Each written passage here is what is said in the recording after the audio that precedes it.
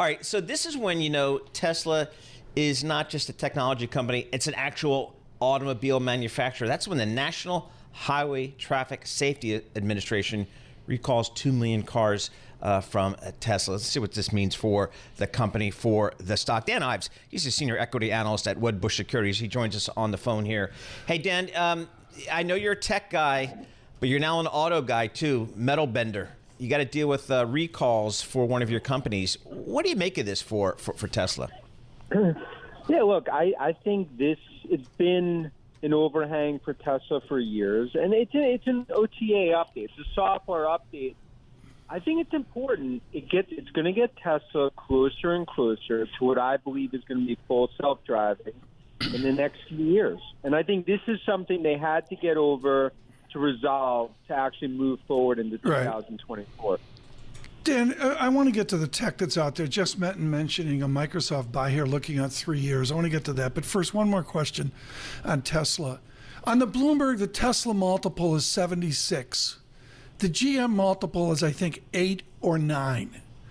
Don't they just by definition have margin compression out 3 years or 5 years if the Tesla experiment works? Yeah, look, I think that's the problem in Detroit, because ultimately I believe margins will expand over the next few years. Battery technology, they have scale and scope that's unmatched. And that's why you're seeing Marriott, GM, and Farley and Ford maybe take a step back in terms of the EV strategy, given where Tesla is in that shadow. With us, Dan Ives, Wedbush, and I just got to say, folks, in this year of the Magnificent Seven, he has been the magnificent analyst. There's others that have been bullish like Dan Ives, but no one has carried the torch of the Magnificent Seven like Mr. Ives. Dan, we heard a rating there from Jeff Metton of Microsoft with a vision out 3 years, which is up, and away. How do you frame the Magnificent Seven out 3 years or 5 years? Yeah, and Tom, you've talked about this. I mean, is it 4? Is it 5 trillion? I believe 2-3 years from now, we're going to be talking about 4 trillion and 5 trillion for some of these names. I think Microsoft by 2025 is a $4 trillion market cap. I think Apple hits it, by the end of 2024, because it's a golden age for tech. And I think more and more market share gains you're going to see. And in my opinion, this is just the start of this new tech bull market.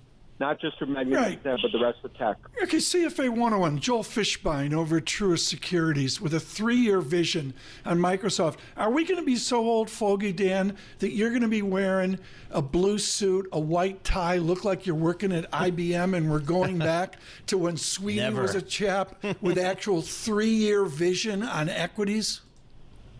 Look, I think what they're doing there is trying to show forest through the trees. If you start to take AI and put it into Microsoft's valuation, then ultimately Microsoft, it could eclipse Apple down the road. And that's why right now Nadella and Redmond, they're really owning that AI torch. And that's why Jassy, AWS, Google, Oracle, IBM all chasing them.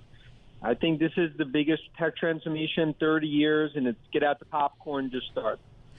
Hey, Dan, one of the risks out there, and I have no idea how to handicap it, is regulatory risk. If I'm sitting in Congress and I know, 1/100th of what you know about technology, I can see that these companies are big. They're getting bigger. We have analysts talking about $3, $4, $5 trillion market caps.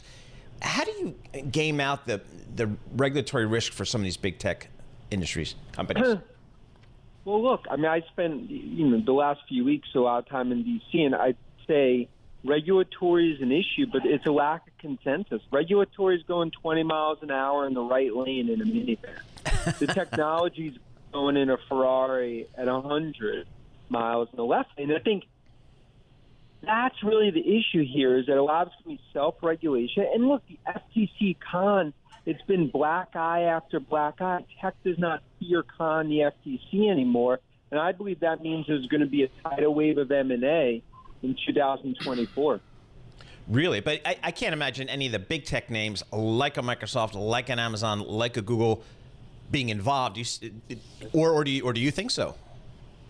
Oh, I believe we will see big tech do more M&A from Magnificent Seven in terms of AI, cyber software. And I think this is something where we're going to see a change here in terms of the M&A landscape, right, given this Game of Thrones that's playing out. All right. Dan Ives, the best. Dan Ives, senior analyst covering all the tech stuff for Wedbush Securities.